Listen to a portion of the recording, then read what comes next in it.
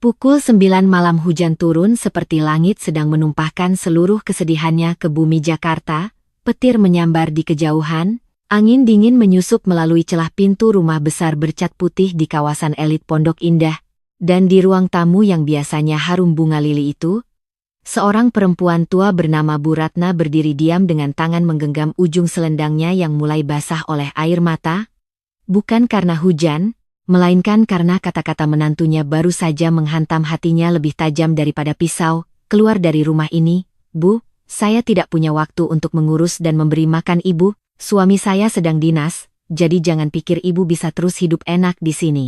Teriak Anindya, menantu yang selama ini selalu tersenyum manis di depan suaminya, namun berubah menjadi singa lapar setiap kali tak ada saksi. Bu Ratna menatap wajah cantik itu lama. Wajah yang dulu ia restui dengan sepenuh hati untuk mendampingi putra tunggalnya, Arman. Wajah yang dulu ia peluk di hari pernikahan sambil berkata, mulai hari ini kamu anak ibu juga.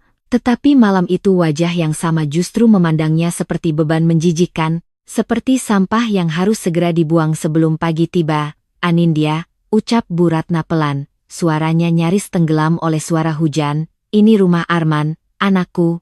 Anindya tertawa sinis, melipat tangan di dada, gelang berlian di pergelangan tangannya berkilau di bawah lampu kristal. Rumah Arman? Jangan lucu, Bu, semua yang ada di sini sekarang saya yang atur. Arman terlalu sibuk bekerja, dan Ibu hanya tahu duduk, makan, minum obat, pura-pura sakit, lalu membuat saya terlihat seperti pembantu.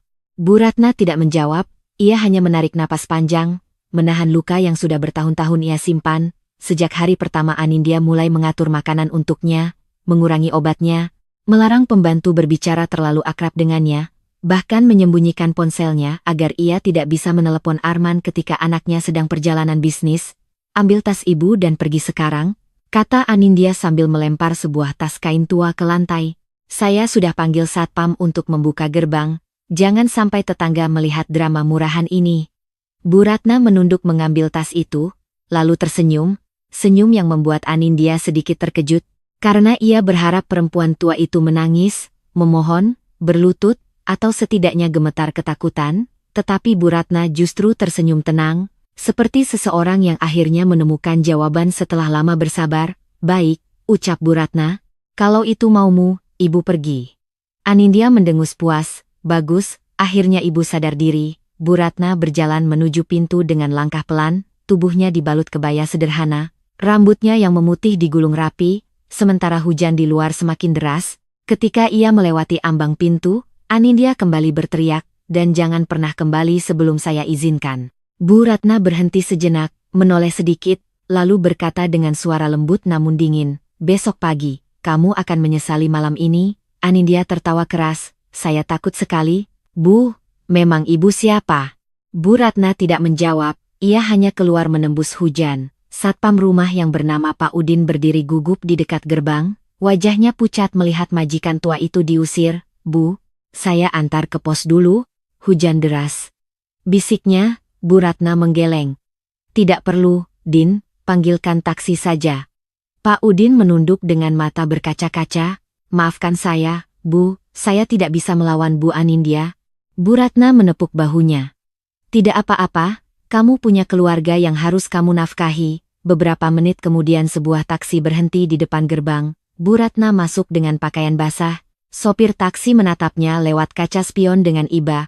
Mau kemana, Bu? Bu Ratna diam sebentar, lalu menyebut sebuah alamat hotel bintang 5 di pusat kota. Alamat yang membuat sopir itu terkejut, tetapi ia tidak bertanya apa-apa. Sepanjang perjalanan Bu Ratna menatap jalanan basah. Lampu kota memantul di aspal seperti ribuan kenangan yang pecah. Ia ingat bagaimana dulu ia membesarkan Arman sendirian setelah suaminya meninggal saat Arman masih berusia 7 tahun. Ia menjahit pakaian sampai larut malam, berjualan kue subuh-subuh, lalu perlahan membangun usaha catering kecil yang berkembang menjadi jaringan restoran, properti, dan perusahaan distribusi besar. Namun tak seorang pun di keluarga Arman tahu sepenuhnya. Karena Bu Ratna memilih hidup sederhana dan menyerahkan sebagian pengelolaan bisnis kepada orang kepercayaannya, ia ingin Arman tumbuh rendah hati, bukan menjadi anak manja yang merasa dunia berutang padanya. Bahkan ketika Arman menikah dengan Anindya, Bu Ratna tidak pernah memamerkan bahwa sebagian besar aset yang dipakai Arman untuk membangun kariernya berasal dari dana keluarga yang diam-diam ia siapkan. Rumah besar yang kini ditempati Anindya pun bukan milik Arman sepenuhnya, melainkan masih atas nama sebuah yayasan keluarga yang dikendalikan langsung oleh Bu Ratna. Namun ia diam, karena ia ingin melihat hati manusia tanpa topeng, dan malam itu topeng Anindya telah jatuh seluruhnya. Keesokan paginya, Anindya bangun dengan wajah segar. Merasa menang, ia berjalan ke ruang makan dengan kimono sutra, memerintah pembantu menyiapkan kopi, lalu membuka ponselnya sambil tersenyum puas, tetapi senyumnya hilang ketika ia melihat puluhan panggilan tak terjawab dari nomor kantor Arman, notaris, dan manajer bank. Belum sempat ia menelepon balik, bel rumah berbunyi panjang. "Siapa pagi-pagi begini?" gerutunya. Ia membuka pintu dan mendapati 3 orang pria berjas hitam berdiri bersama seorang wanita paruh baya membawa map dokumen. Di belakang mereka ada Pak Udin yang tampak semakin gugup. "Selamat pagi, Ibu Anindya," kata wanita itu sopan namun tegas. "Saya Sari, kuasa hukum Ibu Ratna Kusumawardhani." Anindya mengerutkan kening. "Kuasa hukum? Untuk apa?" Sari membuka map. "Kami datang untuk menyampaikan pemberitahuan resmi bahwa mulai hari ini seluruh akses pribadi Ibu terhadap rekening operasional keluarga dibekukan sementara.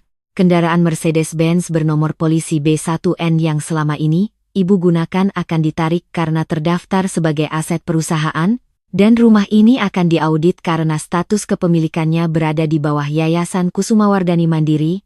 Wajah Anindya memucat. "Apa maksud Anda?" "Ini rumah suami saya."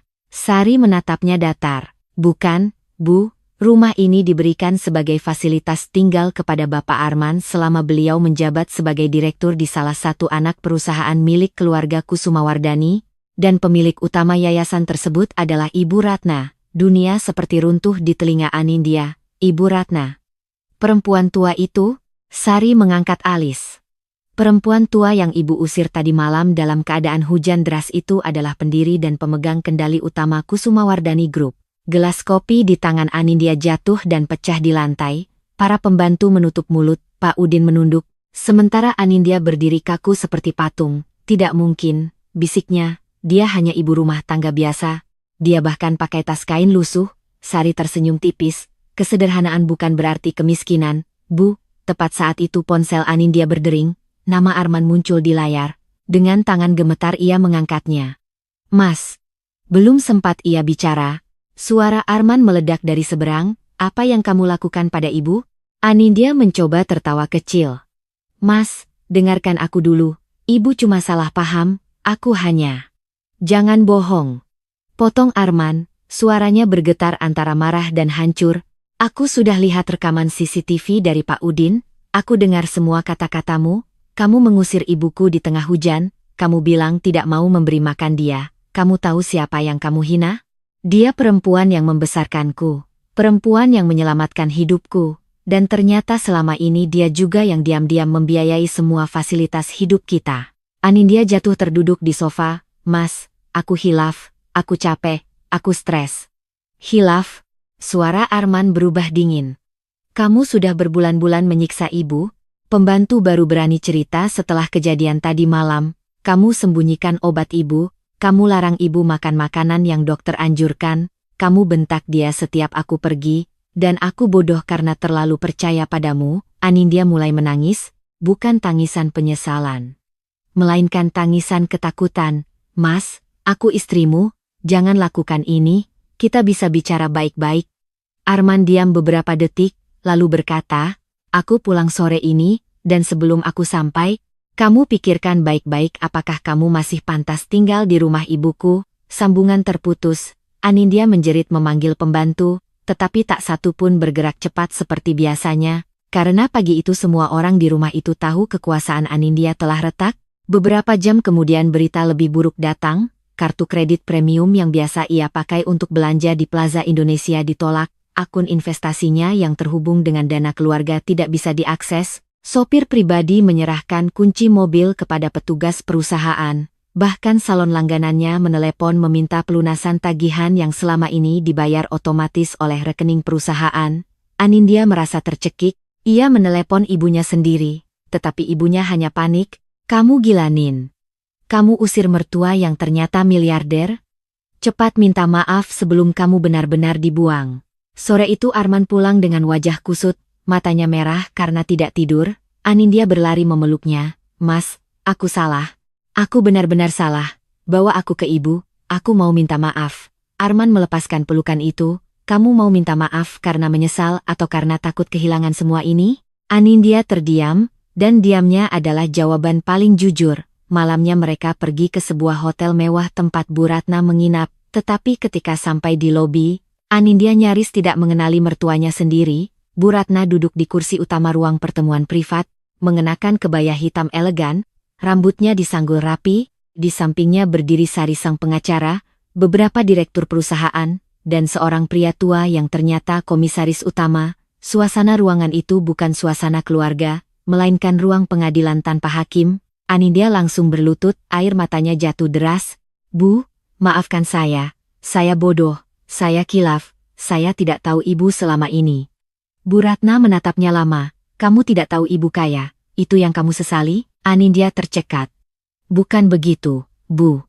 Kalau ibu benar-benar miskin, kalau ibu benar-benar tidak punya apa-apa, apakah kamu akan tetap datang berlutut malam ini? Tanya Bu Ratna. Suaranya lembut tetapi membuat seluruh ruangan beku. Anindya tidak mampu menjawab. Arman menutup wajahnya dengan kedua tangan, hancur oleh rasa malu. Bu Ratna mengambil sebuah map dari meja. Selama 2 tahun, ibu memberimu kesempatan menjadi bagian dari keluarga ini. Ibu diam ketika kamu mengambil perhiasan ibu dan bilang itu hadiah. Ibu diam ketika kamu memecat pembantu lama hanya karena dia lebih sayang pada ibu. Ibu diam ketika kamu menyuruh ibu makan di dapur saat teman-teman sosialitamu datang. Ibu diam bukan karena lemah, tetapi karena ibu ingin Arman melihat sendiri siapa perempuan yang ia nikahi. Anindya menangis semakin keras. Bu, saya akan berubah, saya janji. Bu Ratna menggeleng. Perubahan yang lahir dari ketakutan kehilangan harta bukanlah penyesalan. Itu hanya strategi bertahan. Lalu ia menoleh kepada Arman. Nak, ibu tidak akan memaksamu menceraikan istrimu. Itu keputusan hidupmu, tetapi mulai hari ini, ibu mencabut semua fasilitas keluarga dari rumah tanggamu sampai kamu mampu berdiri dengan usahamu sendiri. Ibu ingin kamu belajar melihat manusia bukan dari senyum di depanmu, tetapi dari cara dia memperlakukan orang yang ia anggap tidak berdaya. Arman menunduk, maafkan aku, Bu, aku gagal menjaga ibu. Bu Ratna mengusap kepala anaknya seperti saat ia masih kecil. Kamu bukan gagal, kamu hanya terlambat membuka mata. Anindya merangkak mendekati kaki Bu Ratna. Bu, tolong, jangan hancurkan hidup saya mohon, saya tidak punya apa-apa kalau semua ini diambil. Bu Ratna menarik kakinya perlahan, bukan dengan kebencian, melainkan dengan keputusan yang sudah matang. Justru karena itu kamu harus belajar hidup tanpa berdiri di atas penderitaan orang lain. Beberapa minggu berikutnya menjadi neraka bagi Anindya. Ia pindah dari kamar utama mewah ke apartemen kecil sewaan karena Arman memilih keluar dari rumah fasilitas keluarga untuk menenangkan diri. Teman-teman sosialitanya menghilang satu persatu setelah tahu kartu hitamnya tak lagi aktif. Undangan arisan berhenti datang, grup WhatsApp yang dulu selalu memujinya kini penuh sindiran halus. Sementara media bisnis mulai menulis profil tentang Ratna Kusumawardhani, perempuan sederhana pendiri kerajaan bisnis kuliner dan properti yang selama puluhan tahun menyembunyikan kekayaannya untuk menjaga keluarganya tetap rendah hati. Setiap kali wajah Bu Ratna muncul di layar televisi, Anindya merasa dadanya terbakar oleh malu, tetapi yang paling menghancurkannya bukanlah kehilangan mobil, rumah, atau status, melainkan hari ketika Arman pulang membawa surat perjanjian pisah rumah sementara. Aku butuh waktu, katanya datar. Aku tidak bisa tidur di samping orang yang membuat ibuku berjalan sendirian di malam hujan. Anindya memegang surat itu dengan tangan gemetar. Mas, aku istrimu, Arman menjawab lirih. Dan dia ibuku. Berbulan-bulan kemudian, Anindya mencoba datang ke sebuah acara amal Kusumawardhani Foundation, bukan sebagai tamu VIP, melainkan sebagai relawan biasa setelah berkali-kali ditolak bertemu Bu Ratna. Di sana ia melihat mertuanya sedang membagikan makanan kepada lansia miskin, memeluk seorang nenek yang menangis karena tak mampu membayar kontrakan, dan untuk pertama kalinya Anindya melihat sesuatu yang dulu tak pernah ia pedulikan. Bu Ratna bukan perempuan tua yang lemah, melainkan perempuan yang memiliki kekuatan bukan untuk membalas dendam, Tetapi untuk menentukan siapa yang layak berada di dekatnya, setelah acara selesai, Anindya berdiri di depan Bu Ratna dengan wajah tanpa riasan mahal. "Bu, saya tahu maaf saya tidak cukup, saya tahu Ibu tidak harus menerima saya lagi.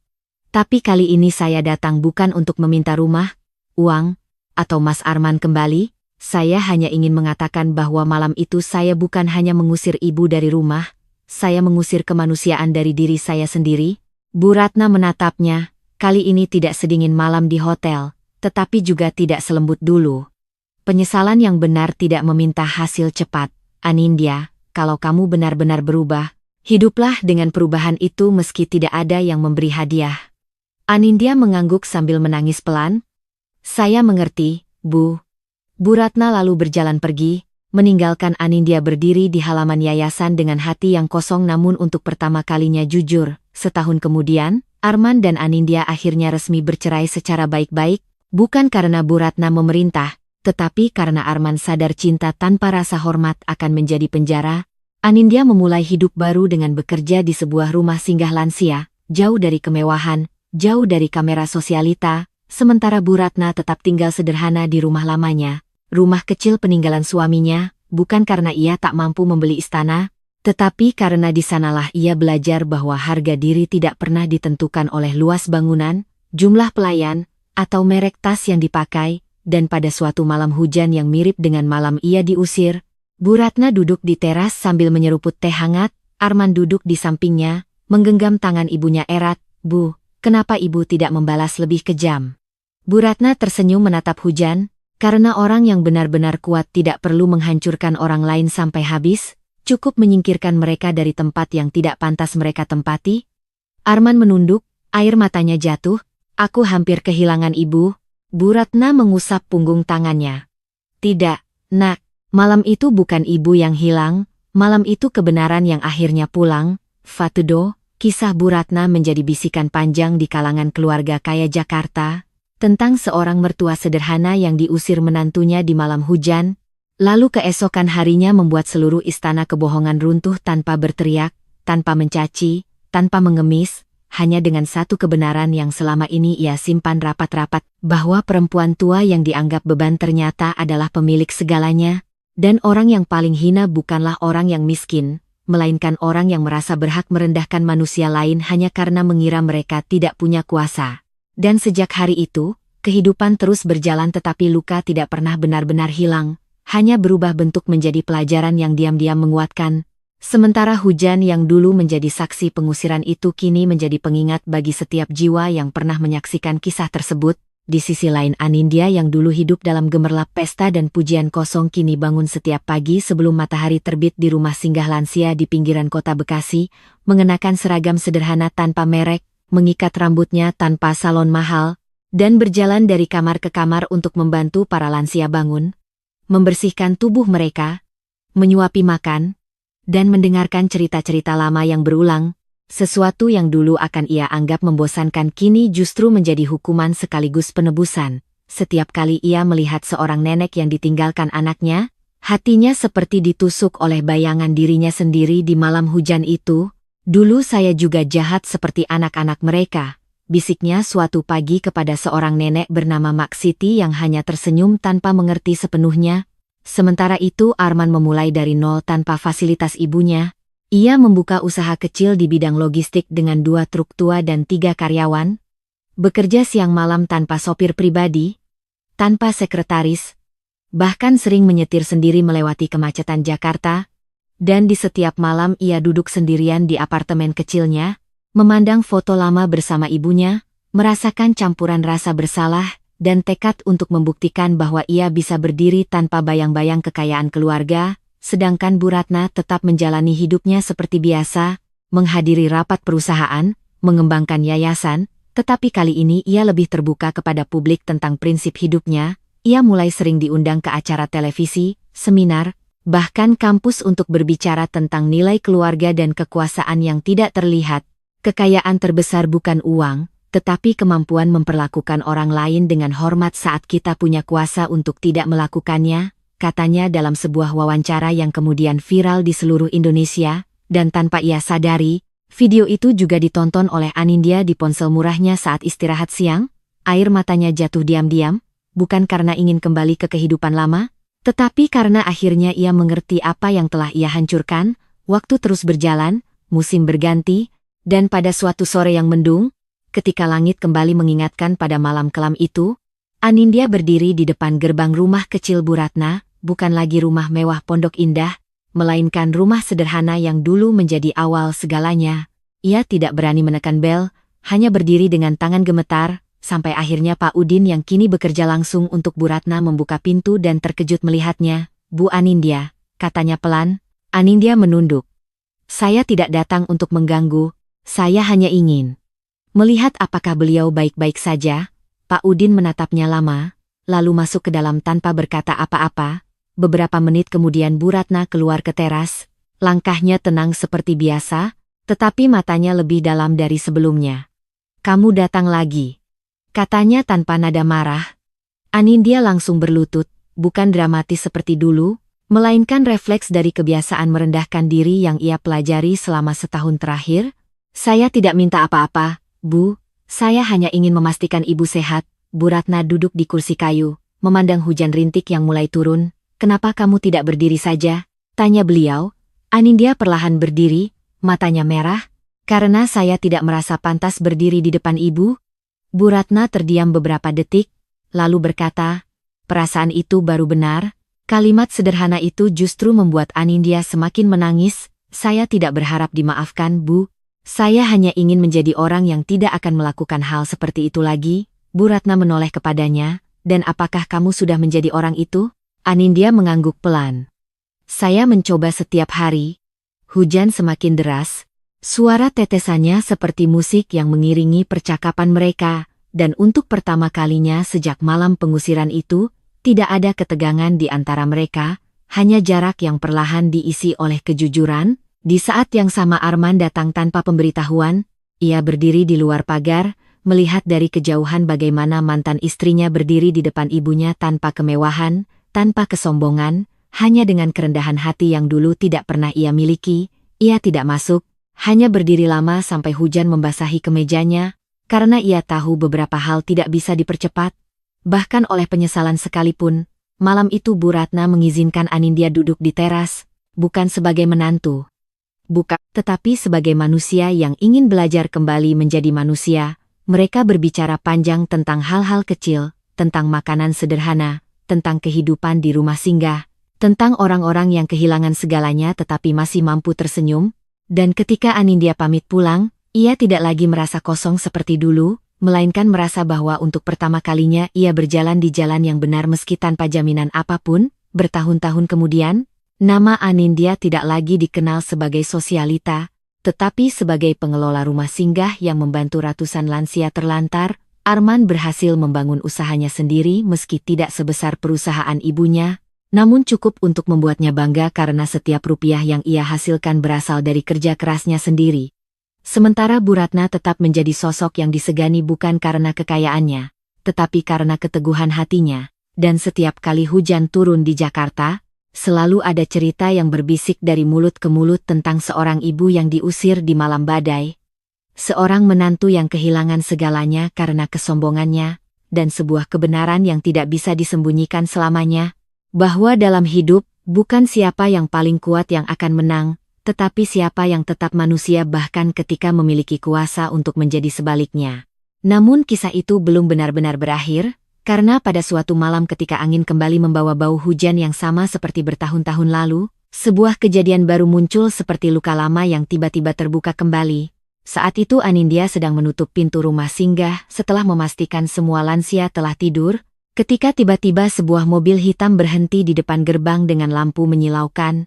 Pintunya terbuka perlahan dan seorang wanita muda turun dengan langkah penuh percaya diri, mengenakan gaun mahal dan sepatu hak tinggi yang mengingatkan Anindya pada dirinya di masa lalu. Wanita itu menatap Anindya dari ujung kepala hingga kaki dengan senyum tipis penuh penilaian. "Jadi ini tempat kamu sekarang?" katanya dingin. Anindya terdiam sejenak sebelum menjawab pelan, "Ya, ini tempat saya bekerja." Wanita itu tertawa kecil. "Lucu sekali. Dulu kamu ratu pesta, sekarang jadi pengurus orang tua terlantar. Anindya tidak tersinggung seperti dulu, ia hanya menatap tenang. Kalau hanya itu yang ingin kamu katakan, silakan pulang. Tetapi wanita itu melangkah lebih dekat, matanya tajam. Saya bukan datang untuk menghina kamu, saya datang karena Bu Ratna. Nama itu membuat jantung Anindya berdetak lebih cepat. Apa yang terjadi dengan beliau? Tanyanya dengan suara yang sedikit gemetar. Wanita itu tersenyum, kamu masih peduli rupanya. Lalu ia menyilangkan tangan. Perusahaan beliau sedang dalam masalah besar, ada pengkhianatan dari dalam, dan orang yang dipercaya selama puluhan tahun ternyata menjual rahasia perusahaan ke pesaing. Dunia seperti berputar di kepala Anindya. Tidak mungkin. Semuanya mungkin. Potong wanita itu, dan sekarang banyak orang mencoba menjatuhkan beliau karena tahu beliau mulai menua. Anindya menggenggam tangannya, perasaan lama muncul kembali. Bukan keserakahan, tetapi keinginan untuk melindungi seseorang yang dulu ia sakiti. Kenapa kamu datang ke saya? Tanya Anindya, wanita itu menatap lurus ke matanya. Karena saya tahu kamu pernah menjadi bagian dari keluarganya. Dan karena saya ingin melihat apakah kamu benar-benar sudah berubah atau hanya pura-pura. Anindya menarik napas panjang. Siapa kamu sebenarnya? Wanita itu tersenyum tipis. Saya Clara, calon istri Arman. Kalimat itu seperti petir yang menyambar tepat di dada Anindya. Ia terdiam, wajahnya pucat, tetapi kali ini bukan karena cemburu, melainkan karena kesadaran bahwa hidup terus berjalan bahkan tanpa dirinya. Saya tidak punya hak lagi dalam hidup mereka, katanya pelan. Clara mendekat, suaranya lebih rendah. Mungkin tidak, tapi kamu punya pilihan. Kamu bisa tetap diam dan membiarkan orang yang pernah kamu sakiti jatuh, atau kamu bisa melakukan sesuatu tanpa mengharapkan apapun. Anindya menutup mata sejenak, mengingat semua yang telah terjadi. Malam hujan itu, tatapan dingin Bu Ratna, suara kecewa Arman, dan perjalanan panjang yang mengubahnya. Lalu ia membuka mata dengan tekad baru. Apa yang harus saya lakukan? Clara tersenyum puas, seolah telah mendapatkan jawaban yang ia cari, dan sejak malam itu, Anindya kembali masuk ke dunia yang pernah ia tinggalkan, bukan sebagai sosialita, bukan sebagai menantu kaya, tetapi sebagai seseorang yang ingin menebus masa lalu. Ia membantu mengumpulkan informasi, menghubungi orang-orang lama yang dulu mengenalnya, bahkan menghadapi hinaan dari mereka yang masih mengingat siapa dirinya dulu. Sementara di sisi lain Bu Ratna mulai merasakan tekanan yang belum pernah ia alami sebelumnya. Saham perusahaan turun, beberapa mitra menarik diri, dan orang kepercayaannya, yang ternyata berkhianat menghilang tanpa jejak. Arman berdiri di samping ibunya, mencoba kuat meski pengalaman bisnisnya belum cukup untuk menghadapi badai sebesar itu. Bu, kita bisa lawan ini, katanya dengan suara tegas. Bu Ratna hanya tersenyum lelah. Kadang yang paling menyakitkan bukan kehilangan uang, tapi kehilangan kepercayaan. Dan di tengah kekacauan itu, suatu hari Anindya muncul di ruang rapat perusahaan dengan pakaian sederhana. Semua mata langsung tertuju padanya, bisikan-bisikan terdengar. Itu mantan menantu Bu Ratna, bukannya dia yang mengusir beliau dulu? Namun Anindya tidak peduli, ia berjalan lurus dan meletakkan sebuah map tebal di atas meja. Saya menemukan siapa yang mengkhianati perusahaan ini, katanya tegas. Ruangan langsung hening. Arman menatapnya terkejut. Clara berdiri di sudut dengan senyum kecil, sementara Bu Ratna memandangnya dengan mata yang sulit dibaca, antara ragu dan harapan. Kenapa kamu melakukan ini? Tanya Bu Ratna perlahan. Anindya menunduk sedikit. Karena untuk pertama kalinya dalam hidup saya tidak ingin kehilangan seseorang karena kesalahan saya sendiri. Kalimat itu menggantung di udara, berat namun jujur, dan saat itulah semua orang di ruangan itu menyadari bahwa drama ini belum selesai, bahwa luka lama bisa menjadi kekuatan baru, dan bahwa terkadang orang yang pernah paling menyakiti, justru menjadi orang yang paling berjuang untuk memperbaiki semuanya. Sementara di luar, hujan kembali turun, seolah langit tahu bahwa kisah ini akan selalu berputar di antara kesalahan, penyesalan, dan kesempatan kedua yang tidak semua orang berani ambil.